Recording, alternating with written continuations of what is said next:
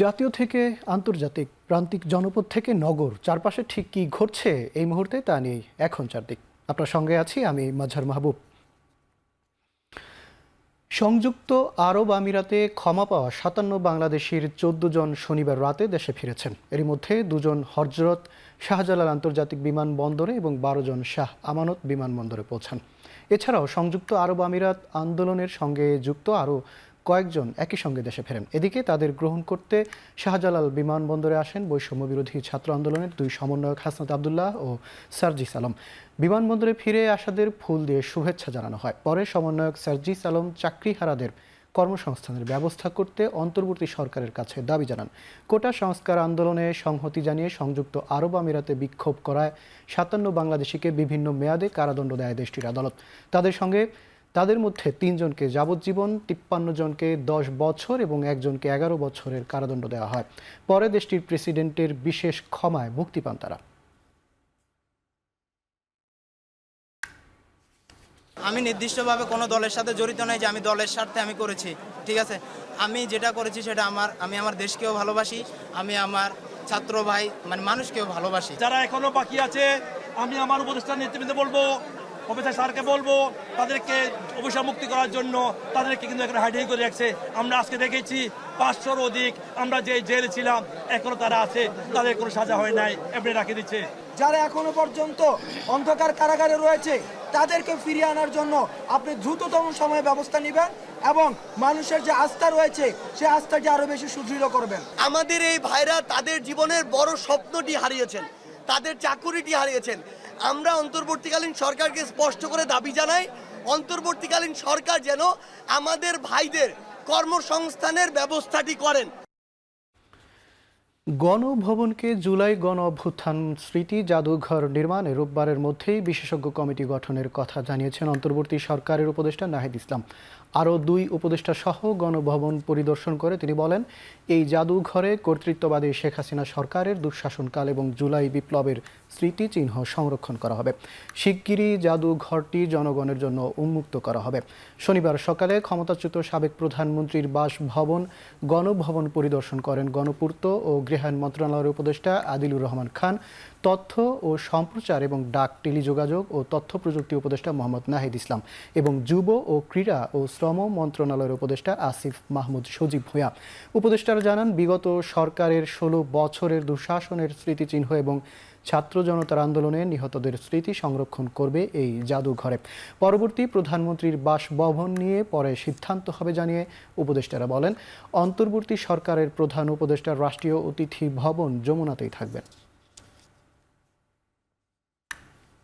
২০২৪ সালের জুলাইয়ের যেই গণঅভ্যুত্থান, সেই গণঅভ্যুত্থানের স্মৃতি এবং এই ফ্যাসিবাদী যেই শাসন, এই শাসনের সময়কার যেই জনগণের উপর যে অত্যাচার, নিপীড়ন, গুম, খুনের যেই স্মৃতিগুলো আছে সেগুলো সংরক্ষণ করে এই গণভবনকে একটি জাদুঘরে রূপান্তরিত করে জনগণের জন্য উন্মুক্ত করে দেওয়া হবে। গণপূর্ত এবং স্থাপত্য বিভাগের দায়িত্বশীল তাদের সাথে কথা বলেছি, তাদের থেকে আমরা প্রাথমিক পরামর্শ নিয়েছি এবং আমাদের আকাঙ্ক্ষাগুলো বলেছি যে আমরা কিভাবে দেখতে চাই এবং একটি ফর্মাল কমিটি করার জন্য নির্দেশ দেওয়া হয়েছে।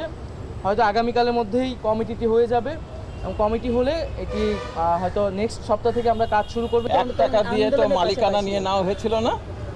১ টাকা দিয়ে কি মালিকানা নেওয়া হয়েছিল? জনগণের ছিল কতখানি? আমরা জনগণের জন্য এটা উন্মুক্ত করার চিন্তা করছি। ফ্যাসিবাদী শাসকের পক্ষ থেকে আমরা কোনোভাবেই সেই ধরনের আচরণ যেন কারো প্রতি না হয় সেটা এনশিওর করব। এদিকে বৈষম্য বিরোধী আন্দোলনে আহত হয়ে রাজধানীর national institute of neuro sciences and হাসপাতালে চিকিৎসাধীন শিক্ষার্থীদের সঙ্গে দেখা করে তাদের স্বাস্থ্যের খোঁজখবর নিয়েছেন প্রধান উপদেষ্টা ডক্টর ইউনূস। সকালে রাজধানীর national institute of neuro sciences and হাসপাতালে যান প্রধান উপদেষ্টা। হাসপাতালটিতে বৈষম্য বিরোধী আন্দোলনে গুরুতর আহত ১৯ জন বিশ্ববিদ্যালয় ও কলেজ শিক্ষার্থীকে চিকিৎসা দেওয়া হচ্ছে। হাসপাতাল কর্তৃপক্ষ জানিয়েছে, আহতদের মধ্যে ৪ জন মাথায় গুলিবিদ্ধ হয়েছেন, তবে তাদের অবস্থা এখন উন্নতির দিকে।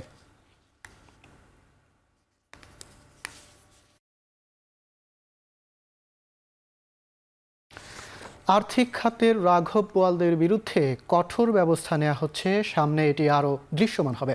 শনিবার দুপুরে রাজধানীর আগারগাঁওয়ে বিআইজিএম এর সভা শেষে এই হুঁশিয়ারি দেন অর্থ ও বাণিজ্য উপদেষ্টা doctor Saleh Uddin Ahmed. Preliminary issue নিয়েছে, অনেকের ব্যাংক এসে জব্দ করেছে, এটা প্রিলিমিনারি। তবে এগুলো ইনভেস্টিগেশন হবে, বিভিন্ন এজেন্সি ইনভেস্টিগেট করবে, তারপরে তদন্ত করার পর আলটিমেটলি এটা তো আপনার, যদি আপনার কোনো তদন্ত সে পায় তো চার্জ দেবে, কোর্টে যাবে, এটা হবে দ্রুত। এবং এটার জন্য তো একটা টাস্ক ফোর্স হচ্ছে ফিরিয়ে আনার জন্য, খুব টেকনিক্যাল জিনিস। কালো টাকা সাদা করার ব্যাপারে আর একদম কিছু না, এখন সরাসরি এনবিআর তাদের ব্যবস্থা দেবে, যাদের অপদৃশ্যতা আছে তাদেরকে ধরবে। চাঁদাবাজের ব্যাপারটা আমরা ডিসিদের কাছে বলেছি আরেকটু শক্তভাবে, এই যে মোপাই সাথে বা আমার এসেকে বলবো, এটা হলে কিন্তু অনেকটা, একেবারে যে কমে নাই তা না, কিন্তু খালি বাইরে কিন্তু কমেছে। একটা জিনিস হলো যে যারা পণ্য উৎপাদন করে তারা যেন ন্যায্য মূল্যটা পায়। দেশের বাণিজ্যিক ব্যাংক থেকে নগদ টাকা তোলার সীমার উপর নিষেধাজ্ঞা তুলে নিয়েছে বাংলাদেশ ব্যাংক। এতে চলতি সপ্তাহের রোববার থেকে ব্যাংকে যে কোনো অঙ্কের নগদ টাকা তুলতে পারবেন গ্রাহকরা। শনিবার কেন্দ্রীয় ব্যাংক থেকে এই নিষেধাজ্ঞা তুলে নেওয়া হয়। এরই সাথে গত 5 সপ্তাহে নগদ অর্থ তোলায় সীমানা বেঁধে দিয়েছিল বাংলাদেশ ব্যাংক, কারণ হিসেবে গণঅভ্যুত্থানের পর ব্যাংক পড়ায় অস্থিরতা ও টাকা লেনদেনের নিরাপত্তা বিষয়টি জানায় কেন্দ্রীয় ব্যাংক। পুলিশের উপস্থিতি কম থাকায় ব্যাংকগুলো নিরাপত্তাহীনতায় ভোগে, ফলে ব্যাংক ও গ্রাহকদের নগদ অর্থ তোলায় নিষেধাজ্ঞা দেয় কেন্দ্রীয় ব্যাংক। প্রথম সপ্তাহে ব্যাংক থেকে চেকে 1 লাখ টাকা ও বুথ থেকেও টাকা তোলার ক্ষেত্রে সীমানা বেঁধে দেওয়া হয়েছিল। গত সপ্তাহ পর্যন্ত পরিস্থিতি বিবেচনায় টাকার পরিমাণ 5 লাখ টাকা পর্যন্ত বাড়ানো হয়। এছাড়া ডিজিটাল লেনদেন বরাবরের মতোই স্বাভাবিক থাকবে।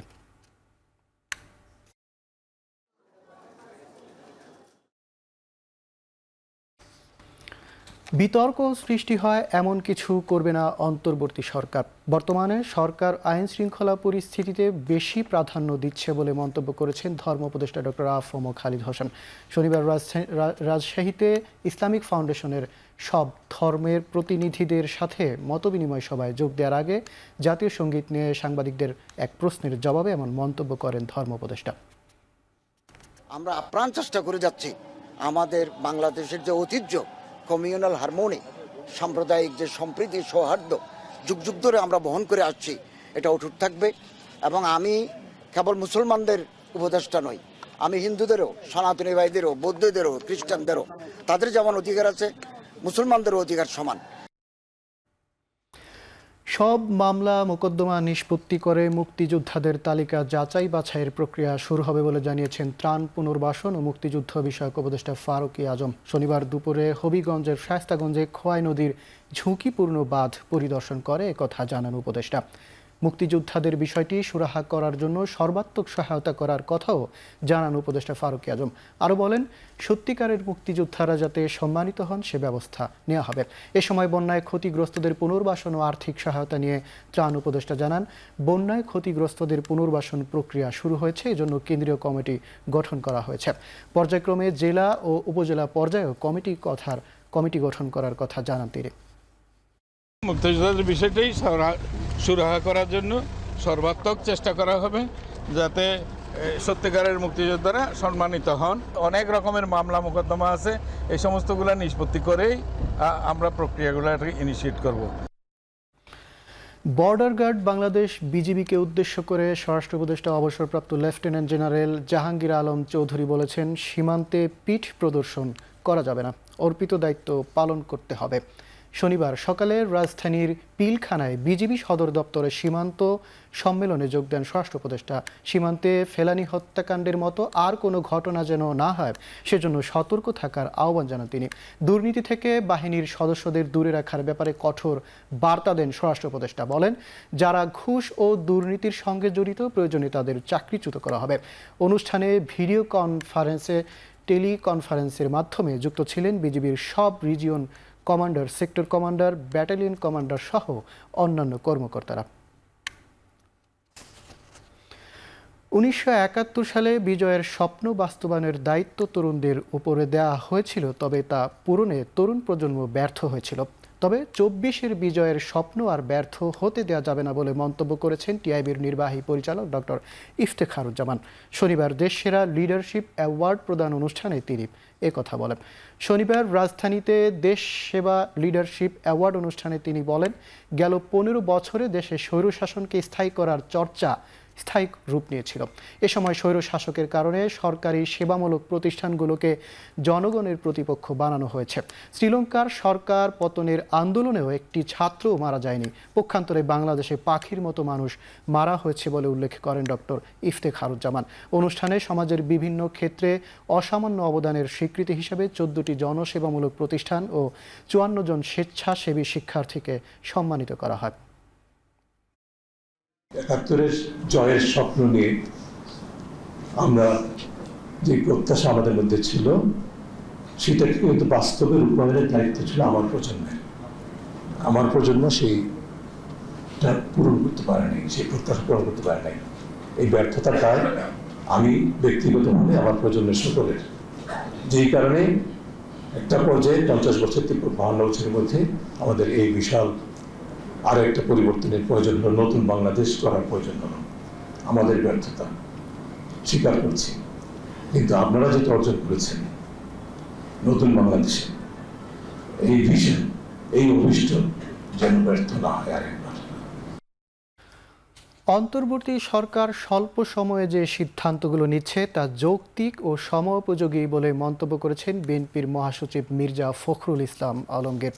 শনিবার রাতে সিঙ্গাপুর থেকে চিকিৎসা শেষে দেশে ফিরে হযরত শাহজালাল বিমানবন্দরে সাংবাদিকদের প্রশ্নের জবাবে এসব কথা বলেন বিএনপি মহাসচিব। তিনি আরও বলেন, তত্ত্বাবধায়ক সরকারের স্থায়ী রূপ ও দ্বিকক্ষ বিশিষ্ট সংসদ ব্যবস্থা প্রণয়ন করতে চায় বিএনপি। কাজেই নির্বাচন কমিশন সহ অন্যান্য প্রতিষ্ঠানে সংস্কারের পক্ষে বিএনপির নেতাদের বিরুদ্ধে চাঁদাবাজি অভিযোগের বিষয়ে মির্জা ফখরুল বলেন, ঘটনার চেয়ে অপপ্রচার বেশি। তারা ভালোই করছেন। অল্প সময়ের মধ্যেই এই বিপ্লবের পরে, ছাত্র জনতা বিপ্লবের পরে আমাদের যে ইন্টারিম গভর্নমেন্ট আছে তারা ভালোই করছেন এবং খুব দ্রুত সময়ের মধ্যেই তারা সমস্যাগুলো সমাধান করার চেষ্টা করছেন এবং করেছেন অনেকগুলো। জনগণের পূর্ণ সমর্থন দরকার, সহযোগিতা দরকার, বিশেষ করে আপনার আমাদের অর্থনীতিকে সচল রাখার জন্যে আমাদের গার্মেন্টস যে আপনার সেক্টর আছে এটাকে সচল রাখতে হবে এবং সেখানে সবাইকে কোঅপারেট করতে হবে। ভারতের কাছে বাংলাদেশের স্বাধীনতা ও সার্বভৌমত্ব নিরাপদ নয় বলে মন্তব্য করেন বিএনপির সিনিয়র যুগ্ম মহাসচিব অ্যাডভোকেট রুহুল কবির রিজভী। শনিবার সকালে শেরেবাংলা নগরে সাবেক রাষ্ট্রপতি শহীদ জিয়াউর রহমানের সমাধিতে নার্সেস অ্যাসোসিয়েশনের 21তম প্রতিষ্ঠাবার্ষিকী উপলক্ষে পুষ্পার্ঘ্য অর্পণ করে এই মন্তব্য করেন তিনি। রিজভী বলেন, বাংলাদেশের মানুষের শান্তি ও সার্বভৌমত্ব পছন্দ করছে না ভারত। শেখ হাসিনা বাংলাদেশের নেই, সেই কষ্ট ভারতের নীতি নির্ধারকরা ভুলতে পারছে না। এদেশের জনগণ নয়, ভারতের কাছে শুধু শেখ হাসিনাই নিরাপদ বলে মন্তব্য করেন তিনি। আরও বলেন, ভারতের সাথে বাংলাদেশের অমীমাংসিত অনেক বিষয় আছে, তবে আমরা পরস্পরের সার্বভৌমত্বকে শ্রদ্ধা করি।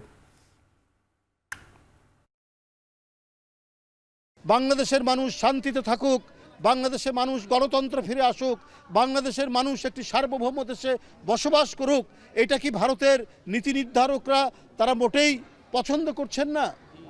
তারা এটাকে মেনে নিতে পারছেন না। শেখ হাসিনা আজকে বাংলাদেশে নেই, এই কষ্ট, এই দুঃখ ভারতের নীতি নির্ধারকরা কি ভুলতে পারছেন না?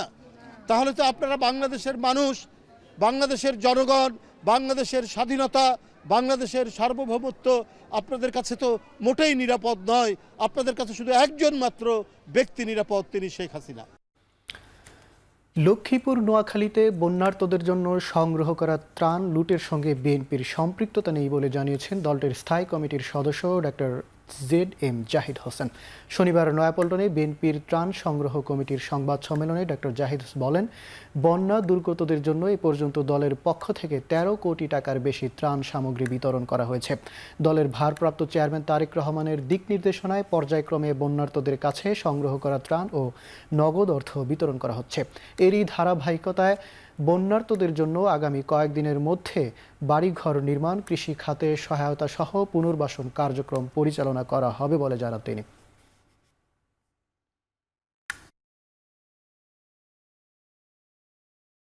যতদিন পর্যন্ত না আমাদের সেই গুম, সেই হত্যা, রাজনৈতিক হত্যা, আর এই ছাত্র জনতার আন্দোলনে সহস্রাধিক ছাত্র জনতা রাজনৈতিক কর্মী হত্যার বিচার না হবে, লক্ষ লক্ষ কোটি টাকা লোপাটের বিচার না হবে, এবং এই রেজিমের সাথে সম্পৃক্ত যারা তাদের মূলোৎপাটন করে তাদেরকে বিচারের আওতায় যদি না আনা যায়, দেশের বিরুদ্ধে গভীর ষড়যন্ত্র বন্ধ হবে না।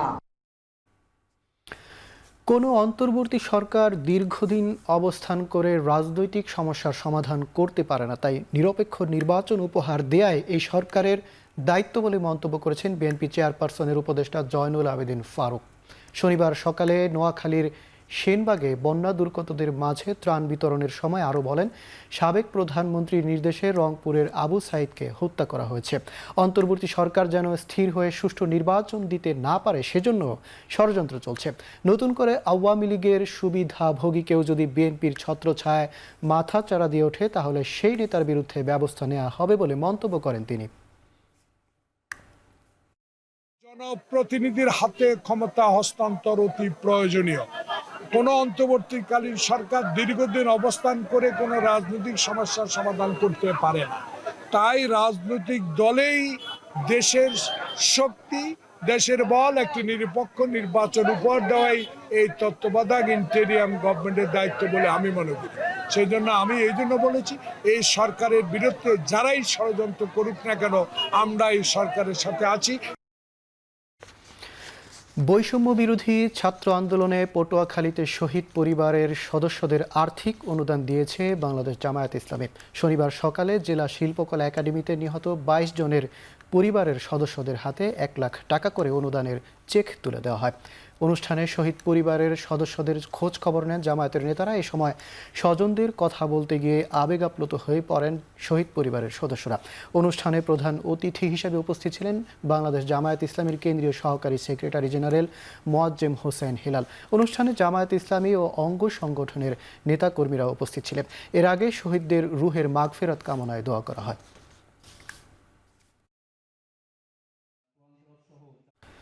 গাজীপুরের কোনাবাড়িতে বৈষম্য বিরোধী ছাত্র আন্দোলনের গুলিতে নিহত হৃদয় হত্যা মামলার আসামি পুলিশ কনস্টেবল আকরামকে গ্রেপ্তার করেছে পুলিশ। গেল শুক্রবার কিশোরগঞ্জের পাড়াইল এলাকা থেকে বিশেষ অভিযান চালিয়ে তাকে গ্রেপ্তার করা হয়। পুলিশ জানায়, বৈষম্য বিরোধী ছাত্র আন্দোলনে গাজীপুর মহানগরের কোনাবাড়ি এলাকায় গেল 5 আগস্ট স্লোগানের চারপাশ মুখর করে রেখেছিলেন যুবক হৃদয়। এক পর্যায়ে তাকে কিছু শিল্প পুলিশের সদস্য একপাশে নিয়ে গিয়ে চড়থাপ্পড় দেন। তখনই অতি উৎসাহী পুলিশ সদস্য আকরাম পেছন থেকে অস্ত্র ঠেকিয়ে গুলি করলেই ঘটনাস্থলেই নিহত হন হৃদয়। ওই ঘটনায় নিহতের ফুফাতো ভাই মোহাম্মদ ইব্রাহিম বাদী হয়ে কোনাবাড়ি থানায় 57 জনের নাম উল্লেখ ও অজ্ঞাত 250 থেকে 300 জনকে আসামি করে মামলা করেন। কনস্টেবল আকরামকে শনিবার বিকেলে 10 দিনের রিমান্ড চেয়ে আবেদন করে আদালতের মাধ্যমে কারাগারে পাঠানো হয়েছে বলেও জানায় পুলিশ।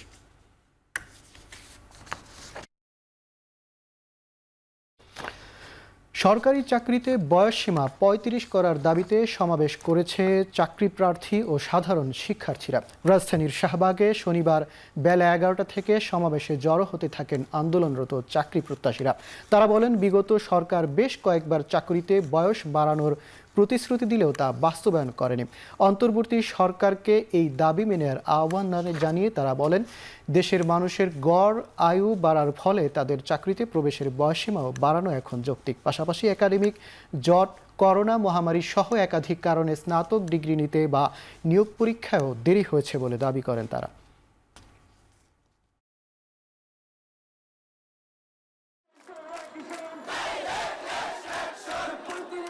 30 নাকি 35 এই বিতর্ক আমি খুব ভালো করে বুঝি না, কিন্তু আমি মনে করি চাকরির আবার বয়সসীমা কি? আমার যদি যোগ্যতা থাকে তাহলে 40 বছর বয়সে আমি চাকরি পেতে পারি। সামরিক বাহিনীর অফিসার, একজন আমলা নিজেরা চাকরি শেষ করবার পরে যদি আবার চুক্তি ভিত্তিতে নিয়োগ পেতে পারে, তাহলে এই তরুণ যারা ইতিহাস তৈরি করবো তারা পাবে না। ডায়মন্ড ওয়ার্ল্ডের ব্যবস্থাপনা পরিচালক দিলীপ কুমার আগারওয়ালকে কারাগারে পাঠানোর নির্দেশ দিয়েছে আদালত। শনিবার বিকেলে ঢাকা মেট্রোপলিটন ম্যাজিস্ট্রেট আদালতে তাকে তোলা হলে এ আদেশ আসে। এর আগে বাড্ডা থানার হৃদয় আহমেদ হত্যা মামলায় 3 দিনের রিমান্ড শেষে দিলীপ কুমার আগারওয়ালকে আদালতে হাজির করা হয়। অসুস্থতা এবং বিশিষ্ট ব্যবসায়ী বিবেচনায় জামিন ও কারাগারে বিশেষ সুবিধা চেয়ে আবেদন করেন দিলীপ কুমার আইনজীবীরা। পক্ষান্তরে জামিন বাতিল চান প্রসিকিউশনকে সহায়তা করা আইনজীবীরা। উভয় পক্ষের শুনানি শেষে দিলরুবা আফরোজ তিথির আদালত আসামিকে কারাগারে পাঠানোর নির্দেশ দেন। সেই সাথে কারাবিধি অনুযায়ী ব্যবস্থা নিতে কারাগারের প্রতি নির্দেশ দেওয়া হয়। দিলীপ কুমার আগরওয়াল তিনি একজন স্বনামধন্য ব্যবসায়ী, তিনি ডায়মন্ড ওয়ার্ল্ডের ব্যবস্থাপনা পরিচালক এবং তিনি 8 বার এখানে সিআইপি নির্বাচিত হয়েছে। তিনি এই মামলায় কোনো ক্রমেই এখানে ইনভলভ হতে পারে না। আজকে 3 দিন রিমান্ড শেষে বিজ্ঞ আদালতে এনেছে। আমরা জামিনের আবেদন করেছি, বিজ্ঞ আদালত সন্তুষ্ট হয়ে জামিন আবেদন নামঞ্জুর করছে। উনি ডায়মন্ড ব্যবসার সাথে জড়িত ছিলেন এবং এই ব্যবসার সাথে জড়িত থেকে উনি এমন অপকর্ম নাই যেটা তিনি করেন নাই, এবং রাষ্ট্রযন্ত্রের সাথে তিনি জড়িত থেকে কোটি কোটি টাকা দিয়ে বিদেশ থেকে প্রচুর অস্ত্র এবং গোলাবারুদ এবং বিভিন্ন রকমের বোম এবং বিভিন্ন উপাদান উনি সংগ্রহ করেছেন। এখনকার দিকে নিচ্ছি ছোট্ট একটা বিরতি, ফিরছি একটু পরে।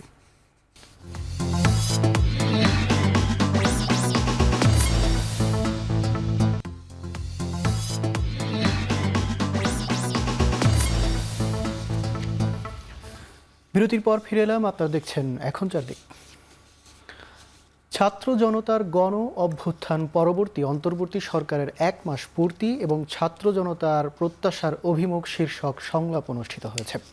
শনিবার বিকেলে ঢাকা বিশ্ববিদ্যালয়ের লেকচার থিয়েটার হল RC মজুমদার মিলনায়তনে জনভাষ্যের আয়োজনে বৈষম্য বিরোধী আন্দোলনে অংশ নেয়া বিভিন্ন শিক্ষা প্রতিষ্ঠানের শিক্ষার্থী, অভিভাবক ও অন্যান্য অংশীজনদের সাথে এই সংলাপ অনুষ্ঠিত হয়। এ সময় বক্তারা শিক্ষা ব্যবস্থা ঢেলে সাজানোর পাশাপাশি দেশের সব অর্জনে শ্রমিকদের গুরুত্ব দেওয়ার কথা বলেন। এ সময় জননিরাপত্তার জন্য সরকারকে পদক্ষেপ নেওয়ার আহ্বান জানান তারা। বৈষম্য বিরোধী ছাত্র আন্দোলনে হত্যাকারী ও দোসরদের ফাঁসি, নিহত ও আহতদের ক্ষতিপূরণ এবং পুনর্বাসন, সাংস্কৃতিক কর্মকাণ্ডের নামে হত্যাকাণ্ডে সহায়তাকারী দেশের শাস্তি সহ 13 দফা দাবিতে মানববন্ধন করেছে বিপ্লবী সংস্কৃতি ঐক্য। শনিবার বিকেলে রাজধানীর শাহবাগে জাতীয় জাদুঘরের সামনে এ মানববন্ধন অনুষ্ঠিত হয়েছে।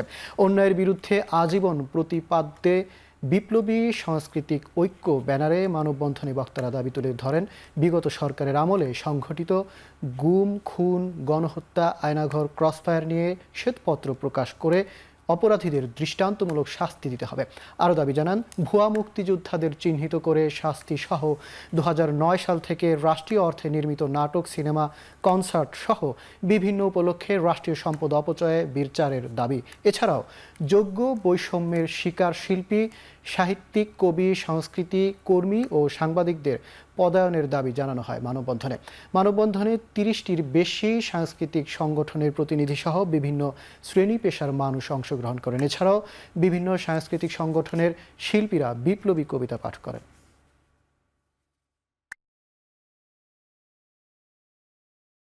গত 15 বছর আমরা দেখেছি সাংস্কৃতিক দল ও সাংস্কৃতিক অঙ্গনের কতিপয় নেতৃবৃন্দ স্বৈরাচারের দোসর হিসেবে কাজ করেছে।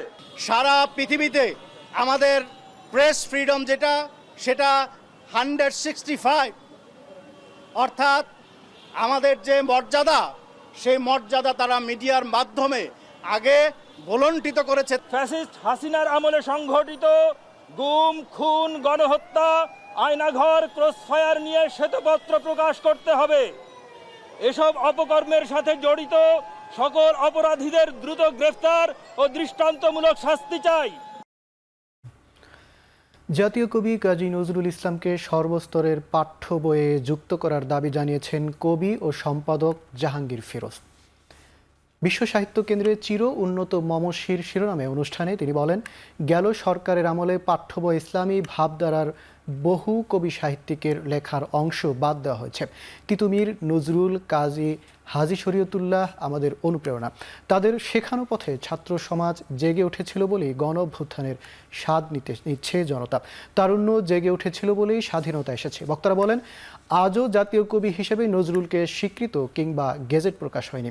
দ্রুত গেজেট প্রকাশ করতে হবে। পরে 24-এর গণ অভ্যুত্থানে কবি নজরুল স্মরণে বিশেষ আবৃত্তি অনুষ্ঠানের আয়োজন করা হয়। অনুষ্ঠানের শেষ অংশে ছাত্র আন্দোলনে শহীদদের স্মরণে দোয়া মোনাজাতের আয়োজন করা হয়। আবু সাইদের গুলি করে শেষ হয়ে যায়, গুলি করে শেষ হয়ে যায়। এবার যে কোনো কারণে হোক, তার আমার মার সমস্ত সন্তানরা ঘুমে থেকে জেগে উঠেছে এবং ফ্যাসিবাদকে জিতেই হয়েছে। আমাদের সংস্কৃতি প্রতিশোধ নেওয়ার নয়।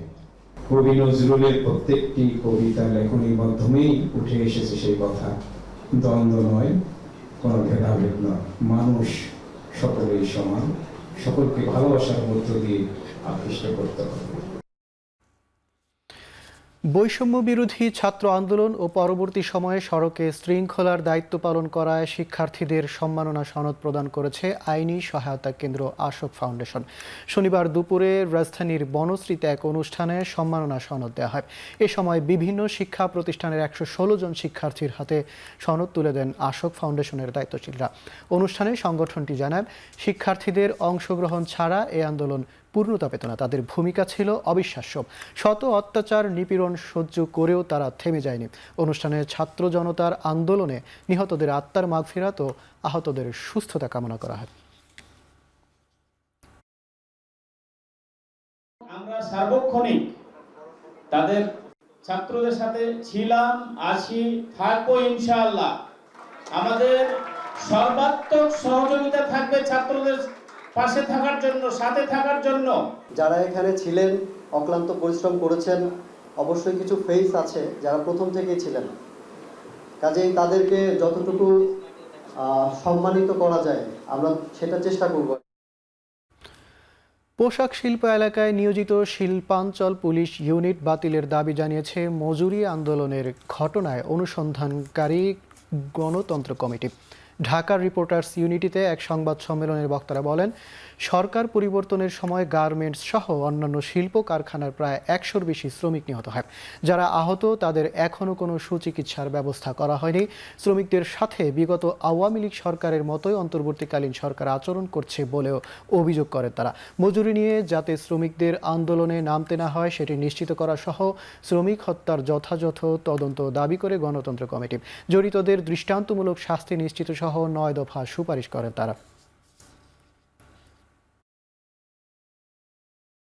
যাতে এখানে উপস্থিত থেকেই হচ্ছে আসলে তাদেরকে দমন পীড়নটা করা যায়, সেই জন্য শিল্পাঞ্চল পুলিশ গঠন করা হয়েছে। আমরা আজকের এই তদন্ত কমিটির রিপোর্ট প্রকাশের এই দিনে আমরা জোর গলায় দাবি জানাতে চাই, এই শিল্পাঞ্চল পুলিশ ইউনিট বাতিল করতে হবে, তাদেরকে বিলুপ্ত ঘোষণা করতে হবে। শিল্পাঞ্চল পুলিশের আমাদের প্রয়োজন নেই। পুলিশ ও তৎকালীন সরকারি দলের সন্ত্রাসী বাহিনী শ্রমিকদের উপর হামলা করেছে, গুলি করে হতাহত করেছে, তারপরে আবার সেই শ্রমিকদের নামে মিথ্যা মামলা দিয়ে আটক করেছে, নির্যাতন করেছে। হয়রানি এখনও অব্যাহত আছে। অবিলম্বে সবাইকে ক্ষতিপূরণ দিয়ে দায়েরকৃত সব মিথ্যা মামলা প্রত্যাহার করতে হবে। নরসিংদীর পলাশে শ্রমিকদের একাংশের হামলা, ভাঙচুর ও লুটপাটের পর জনতা জুট মিল লিমিটেড অনির্দিষ্টকালের জন্য বন্ধ ঘোষণা করেছে কর্তৃপক্ষ। শনিবার সকালে নোটিশ দিয়ে শ্রমিকদের মিল বন্ধের বিষয়টি জানানো হয়। এর আগে গেল বৃহস্পতিবার রাতে জনতা জুট মিলে হামলা চালায় 14 দফা দাবিতে আন্দোলন করা বিক্ষুব্ধ শ্রমিকদের একাংশ। মিল কর্তৃপক্ষের দাবি, গেল 3 থেকে 6 সেপ্টেম্বরের মধ্যে কিছু শ্রমিক প্রতিষ্ঠানের অভ্যন্তরে দাঙ্গা হাঙ্গামা, বেআইনি ভয়ভীতি প্রদর্শন এবং ভাঙচুরে লিপ্ত ছিল। এ অবস্থায় প্রতিষ্ঠানের স্বাভাবিক উৎপাদন কার্যক্রম পরিচালনা অসম্ভব হয়ে পড়ে। তাই বাংলাদেশ শ্রম আইন অনুযায়ী পরবর্তী নির্দেশ না দেওয়া পর্যন্ত সকল শ্রমিককে কাজে যোগ দেওয়া থেকে বিরত থাকার নির্দেশ দেওয়া হয়। মিলটিতে প্রায় 7,000 শ্রমিক কর্মরত ছিলেন। পুনরায় চালু করার সুনির্দিষ্ট তারিখ উল্লেখ না থাকায় শ্রমিকদের মধ্যে অসন্তোষ দেখা দিয়েছে।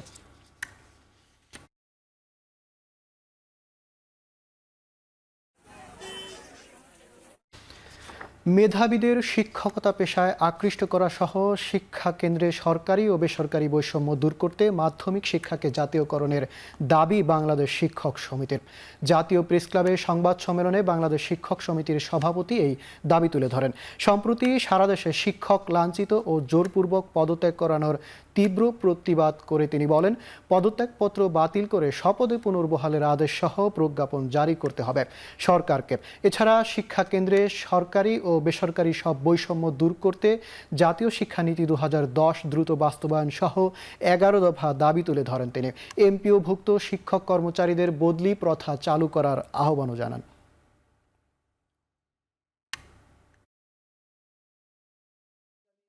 শিক্ষাক্ষেত্রে বিরাজমান সরকারি বেসরকারি বৈষম্য দূরীকরণ করার লক্ষ্যে জাতীয় শিক্ষানীতি 2010 এর দ্রুত। বৃহস্পতিবার রাতে জনতা জোট মিলে হামলা চালায় 14 দফা দাবিতে আন্দোলন করা বিক্ষুব্ধ শ্রমিকদের একাংশ। মিল কর্তৃপক্ষের দাবি, গেল 3 থেকে 6 সেপ্টেম্বরের মধ্যে কিছু শ্রমিক প্রতিষ্ঠানের অভ্যন্তরে দাঙ্গা হাঙ্গামা, বেআইনি ভয়ভীতি প্রদর্শন এবং ভাঙচুরে লিপ্ত ছিল। এ অবস্থায় প্রতিষ্ঠানের স্বাভাবিক উৎপাদন কার্যক্রম পরিচালনা অসম্ভব হয়ে পড়ে। তাই বাংলাদেশ শ্রম আইন অনুযায়ী পরবর্তী নির্দেশ না দেওয়া পর্যন্ত সকল শ্রমিককে কাজে যোগ দেওয়া থেকে বিরত থাকার নির্দেশ দেওয়া হয়। মিলটিতে প্রায় 7,000 শ্রমিক কর্মরত ছিলেন। পুনরায় চালু করার সুনির্দিষ্ট তারিখ উল্লেখ না থাকায় শ্রমিকদের মধ্যে অসন্তোষ দেখা দিয়েছে।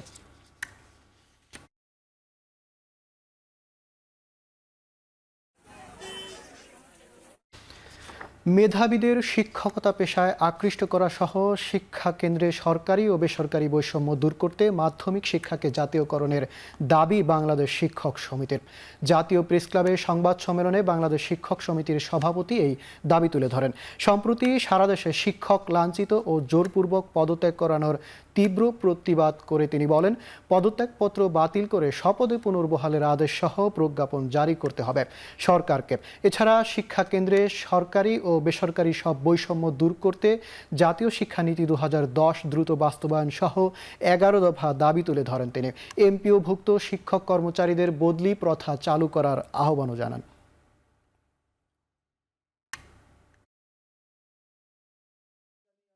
শিক্ষাক্ষেত্রে বিরাজমান সরকারি বেসরকারি বৈষম্য দূরীকরণ করার লক্ষ্যে জাতীয় শিক্ষানীতি 2010 এর দ্রুত বাস্তবায়ন করা, ম্যানেজিং কমিটি ও গভর্নিং বডি প্রথা বিলুপ্ত করে সরকারি শিক্ষা প্রতিষ্ঠানের ন্যায় পরিচালনা করা, স্বীকৃতিপ্রাপ্ত সকল শিক্ষা প্রতিষ্ঠান এমপিওভুক্ত করা।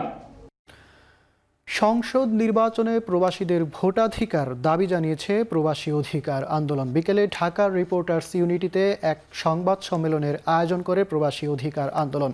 এ সময় তারা বলেন, মোট জনসংখ্যার 13% প্রবাসী হলেও প্রবাসীদের ভোটাধিকার প্রতিষ্ঠা হয়নি এবং পোস্টাল ব্যালটের মাধ্যমে বিদেশে থাকা প্রবাসীদের ভোট দেওয়ার পদ্ধতি জটিল ও সময়সাপেক্ষ। তাই প্রবাসীদের ত্রয়োদশ জাতীয় সংসদ নির্বাচনে ভোটাধিকার পদ্ধতি সহজ, স্মার্ট ও দ্রুততম করার দাবি জানান তারা। এ সময় তারা প্রবাসীদের ভোট দেওয়ার অধিকার সংক্রান্ত 8 দফা দাবি তুলে ধরেন। আগামী ত্রয়োদশ জাতীয় সংসদ নির্বাচনকে সামনে রেখে প্রায় 1.5 কোটিরও বেশি প্রবাসী ভোটার অধিকার পদ্ধতি সংশোধন করে তাদের ভোট দেওয়ার ব্যবস্থা গ্রহণ করলে আমরা বিশেষ উপকৃত হব এবং কৃতজ্ঞতা থাকব। মানি লন্ডারিংয়ের অভিযোগ থেকে বিএনপির শীর্ষ 6 নেতাসহ 9 জনকে অব্যাহতি দিয়েছে দুর্নীতি দমন কমিশন দুদক। অভিযোগ থেকে অব্যাহতি পাওয়া বিএনপি নেতারা হলেন দলটির স্থায়ী কমিটির সদস্য খন্দকার মোশাররফ হোসেন, নজরুল ইসলাম খান, আমির খসরু মাহমুদ চৌধুরী, মির্জা আব্বাস, ভাইস চেয়ারম্যান আব্দুল আওয়াল মিন্টু ও যুগ্ম মহাসচিব হাবিবুন নবী খান সোহেল। এছাড়াও অব্যাহতি পাওয়ার তালিকায় আছেন এম মোর্শেদ খান এবং আব্দুল আওয়াল মিন্টুর ছেলে তাবিথ আওয়াল। তাদের বিরুদ্ধে আনা অভিযোগের কোনো দলিলিক প্রমাণ পাওয়া যায়নি। প্রসঙ্গত, 2018 সালে একাদশ সংসদ নির্বাচনের আগে ব্যাংক অ্যাকাউন্টে অস্বাভাবিক লেনদেনের অভিযোগ এনে তাদের বিরুদ্ধে অনুসন্ধান শুরু করে দুদক।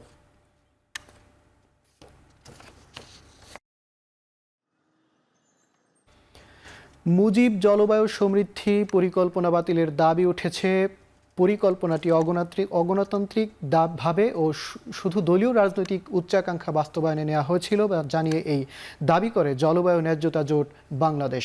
পাশাপাশি বাংলাদেশ ক্লাইমেট ফান্ডের সংস্কার ও স্থানীয় অভিযোজন পরিকল্পনা প্রণয়নের মাধ্যমে জলবায়ু ঝুঁকি নিরসনে গুরুত্ব দিতে আহ্বান জানায় সংস্থাটি।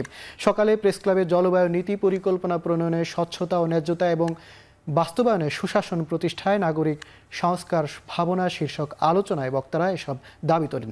বলেন, জলবায়ু খাতে বিপুল অর্থ বরাদ্দ ব্যয় হয়েছে শুধু অপরিকল্পিত অবকাঠামো নির্মাণ। এজন্য জলবায়ু ঝুঁকি মোকাবেলায় কার্বন নিঃসরণ লক্ষ্যমাত্রা অর্জনের যৌক্তিক সীমা নির্ধারণ ও ভিন্ন ভিন্ন জনগোষ্ঠীর চাহিদা বিবেচনায় নিয়ে পরিকল্পনা সাজানোর তাগিদ দেন বক্তারা।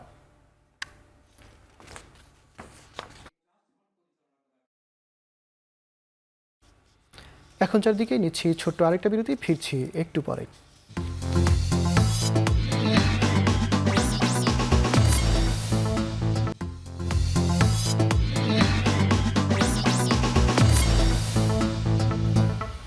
বিরতির পর আবারও ফিরে এলাম, আপনারা দেখছেন এখন চারদিক। দেশে গত ২৪ ঘন্টায় ডেঙ্গু আক্রান্ত হয়ে আরও ৩ জনের মৃত্যু হয়েছে। এ নিয়ে চলতি বছরে ডেঙ্গুতে ৯৫ জন মারা গেলেন। সারা দেশে ৪০৩ জন ডেঙ্গু রোগী হাসপাতালে ভর্তি হয়েছেন। এ নিয়ে চলতি বছর মোট ১৫,২০৭ জন ডেঙ্গু রোগী হাসপাতালে ভর্তি হলেন। শনিবার স্বাস্থ্য অধিদপ্তরের হেলথ ইমার্জেন্সি অপারেশন সেন্টার ও কন্ট্রোল রুম থেকে পাঠানো ডেঙ্গু বিষয়ক প্রেস বিজ্ঞপ্তিতে এ তথ্য জানানো হয়েছে। এতে জানানো হয়, হাসপাতালে নতুন রোগীদের মধ্যে চট্টগ্রাম বিভাগে ৯২ জন, ঢাকা উত্তর সিটি কর্পোরেশনে ১১৭ জন, ঢাকা দক্ষিণ সিটি কর্পোরেশনে ১৩৫ জন, খুলনা বিভাগে ১৫ জন ও ময়মনসিংহ বিভাগে ৮ জন রয়েছেন। গেল ২৪ ঘন্টায় সারা দেশে ২৫২ জন ডেঙ্গু রোগী হাসপাতাল থেকে ছাড়পত্রও পেয়েছেন বলে জানানো হয়।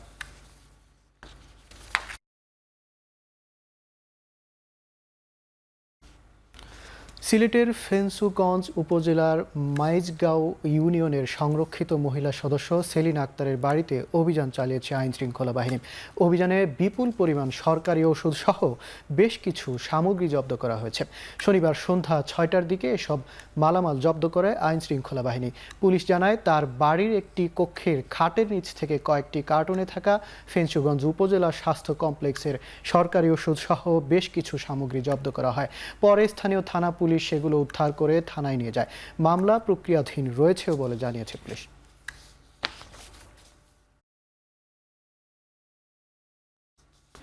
সাতক্ষীরা ১ আসনের সাবেক এমপি ও বিএনপির কেন্দ্রীয় নেতা হাবিবুল ইসলাম হাবিব দীর্ঘ ৪ বছর কারাভোগের পর নিজ জন্মস্থানে ফিরেছেন।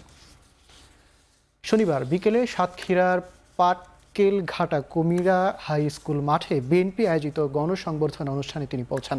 এ সময় উচ্ছ্বাসে ফেটে পড়েন উপস্থিত জনতা। ২০০২ সালে কলারোয়ায় শেখ হাসিনার গাড়িবহরে হামলার ঘটনায় ১২ বছর পর মামলা করা হয়। সেখানে সাবেক এমপি হাবিব সহ ৫০ জন বিএনপি নেতাকর্মীকে অস্ত্র ও বিস্ফোরক দ্রব্য আইনে বিভিন্ন মেয়াদে সাজা প্রদান করা হয়। এর মধ্যে বিএনপির কেন্দ্রীয় নেতা হাবিবকে সর্বোচ্চ ৭০ বছরের সাজা প্রদান করেন আদালত।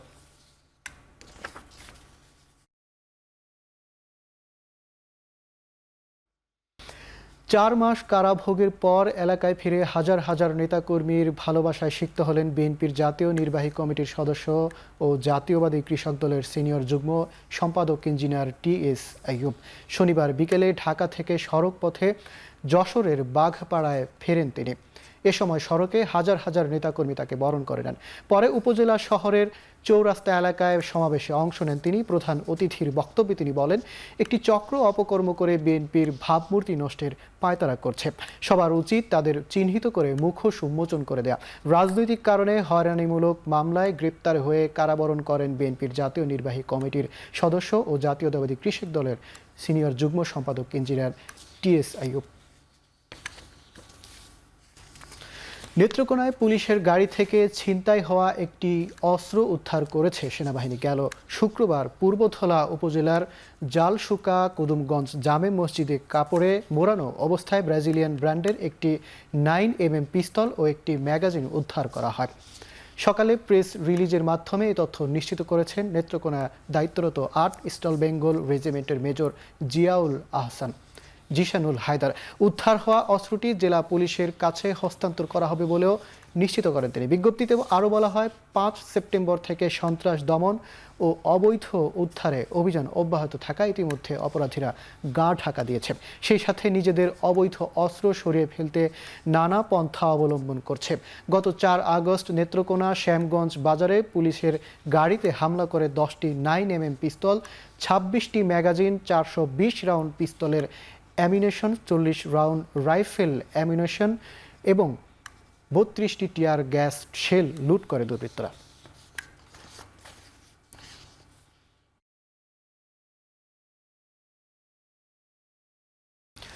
চট্টগ্রামের সীতাকুণ্ডে SN কর্পোরেশনের শিপ ব্রেকিং ইয়ার্ডে আগুনে 12 শ্রমিক দগ্ধ হয়েছেন। এর মধ্যে 6 জনের অবস্থা আশঙ্কাজনক হওয়ায় তাদের ICUতে রাখা হয়েছে।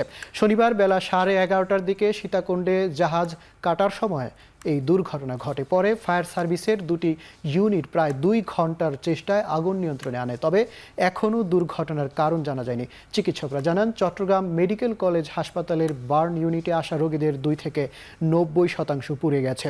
তাদের মধ্যে কয়েকজনের শ্বাসনালীও পড়ে গেছে, যাদের উন্নত চিকিৎসার জন্য ঢাকায় পাঠানো হতে পারে। এদিকে চিকিৎসার সর্বোচ্চ সহায়তার আশ্বাস দিয়েছে মালিকপক্ষ। 12 জন রোগী আসে সীতাকুণ্ড একটা শিপ ব্রেকিং ইয়ার্ড থেকে। এদের পার্সেন্টেজ অফ বার্ন হচ্ছে 90% থেকে এবং সর্বনিম্ন 2% পর্যন্ত বার্ন আছে এবং একজন ছাড়া বাকি সবারই শ্বাসনালী পড়া আছে। 7 জনের অবস্থা খুবই গুরুতর এবং ওই শিপইয়ার্ড এগুলো আমরা ট্রান্সফার করার জন্য অলরেডি কাগজপত্র সব রেডি করতেছে। 12 জন তো 7 জন খুবই গুরুতর, কারো 70%, কারো 90%, কারো 80% বার্ন। চট্টগ্রামে ওয়াসার ব্যবস্থাপনা পরিচালকের বিরুদ্ধে ওঠা বিভিন্ন অনিয়ম দুর্নীতি তদন্ত শুরু করেছে স্থানীয় সরকার বিভাগ। এরই অংশ হিসেবে সকালে স্থানীয় সরকার বিভাগের মহাপরিচালক মাহমুদুল হাসানের নেতৃত্বে 3 সদস্যের তদন্ত টিম ওয়াসা কার্যালয়ে পরিদর্শন করে। পরে বিভিন্ন কর্মকর্তাদের সাথে অনিয়ম দুর্নীতির অভিযোগ নিয়ে কথা বলেন তিনি। এ সময় তদন্ত দলের প্রধান জানান, চট্টগ্রাম ওয়াসার অনিয়ম দুর্নীতির সব অভিযোগ খতিয়ে দেখা হচ্ছে। পরবর্তীতে যা রিপোর্ট আকারে মন্ত্রণালয়ে উপস্থাপন করা হবে। কিছুদিন ধরে ওয়াসার ব্যবস্থাপনা পরিচালক প্রকৌশলী AKM ফয়জুল্লাহর পদত্যাগ দাবিতে আন্দোলন চালিয়ে আসছে বিভিন্ন গ্রাহক সংগঠন। তার পদত্যাগের দাবিতে ওয়াসা ভবন ঘেরাও কর্মসূচিও পালন করা হয়। এই সংবাদ মাধ্যমে প্রকাশিত হলে বিষয়টি স্থানীয় সরকার বিভাগের নজরে আসে। তবে দুর্নীতি অনিয়মের অভিযোগ ভিত্তিহীন বলে দাবি করেছে ওয়াসা ব্যবস্থাপনা পরিচালক AKM ফয়জুল্লাহ।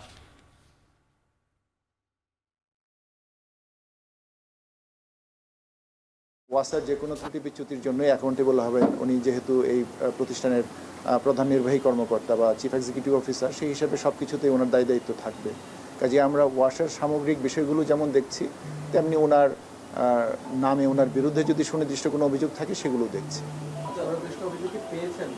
এটি আমরা এই পর্যায়ে বলবো না, কারণ আমরা এখনো তদন্ত কার্যক্রম পরিচালনার মধ্যে আছি। এখন চারদিকে নিচ্ছে আরেকটা বিরতি, ফিরছি একটু পরে।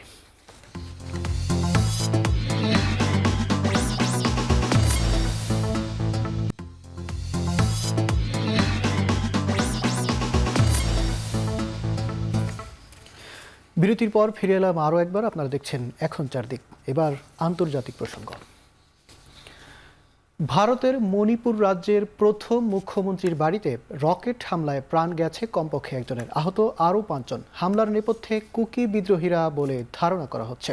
প্রাদেশিক রাজধানী ইম্ফল থেকে 35 কিলোমিটার দূরে মৈরাং শহরে শনিবার হয় এই হামলা চালানো হয়।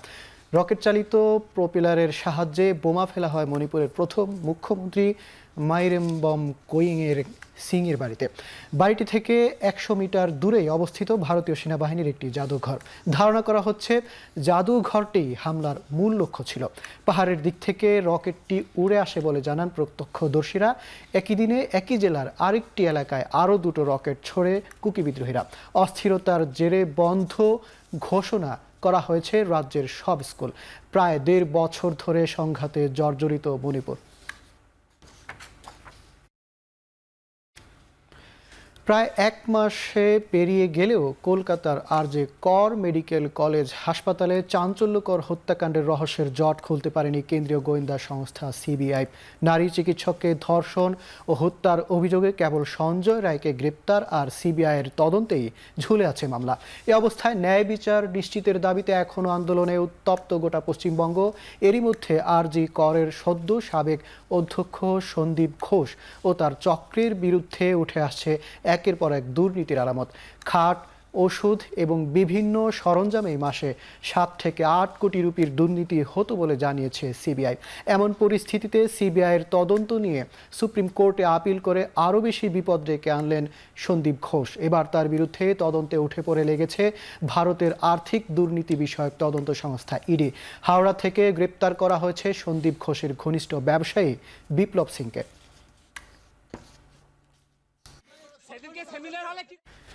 গাজায় ইসরায়েলি বাহিনীর হামলায় গত 2 দিনে 61 জন ফিলিস্তিনি নিহত হয়েছে। এ সময় আহত হয়েছে আরও প্রায় 126 জন। গাজার স্বাস্থ্য মন্ত্রণালয় এসব তথ্য জানিয়েছে। গাজা উপত্যকায় নিহত ফিলিস্তিনের সংখ্যা 41,000 ছুঁই। তাদের হামলা থেকে বাদ যায়নি শরণার্থী শিবিরও। এমনকি পোলিও টিকাদান কর্মসূচি চলাকালে গাজা উপত্যকার একটি স্কুলে হামলা চালিয়ে হত্যা করা হয় 13 ফিলিস্তিনিকে। এছাড়া অধিকৃত পশ্চিম তীরেও হামলা জোরদার করেছে ইসরায়েলি বাহিনী। চলমান সংঘাত বন্ধে বিভিন্ন দেশ ও সংস্থা আহ্বান জানালেও আপাতত যুদ্ধবিরতির কোনো সম্ভাবনা দেখা যাচ্ছে না। গাজা ইসরায়েল যুদ্ধ 1 বছর গড়ালো।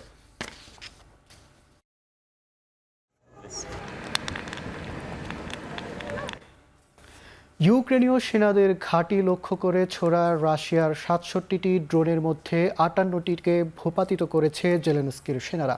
স্কাই নিউজ জানায়, শুক্রবার ইউক্রেনের 11টি অঞ্চলে কয়েক দফায় ড্রোন হামলা চালায় পুতিন বাহিনী। ইউক্রেনের বিমান বাহিনীর পক্ষ থেকে বলা হচ্ছে, এই ড্রোন হামলা বিচ্ছিন্ন কোনো ঘটনা নয়। গেল কয়েক মাস ধরে দুপক্ষের মধ্যে সংঘাতের তীব্রতা বেড়েছে। এদিকে জার্মানিতে সফরকালে ইউক্রেন রাশিয়া যুদ্ধের সবশেষ অগ্রগতি নিয়ে কথা বলেছেন প্রেসিডেন্ট জেলেনস্কি।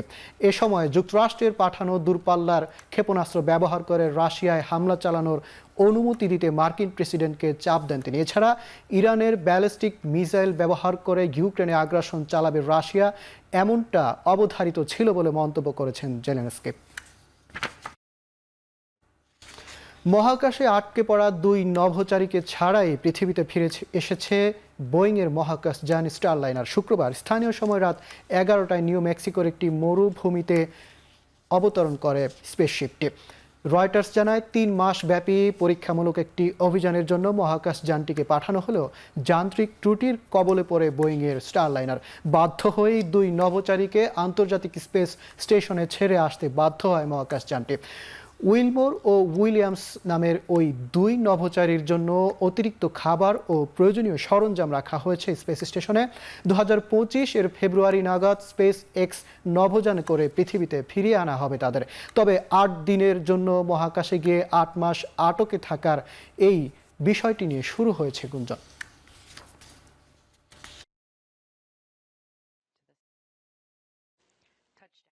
এবার খেলার খবর। নারী এএফসি চ্যাম্পিয়ন্স লিগের প্রথম আসরে খেলতে পারেনি বাংলাদেশের কোনো ক্লাব। তবে বাংলাদেশের 4 নারী ফুটবলারকে দলে নিয়েছিল ভুটানের club royal Thimphu college FC.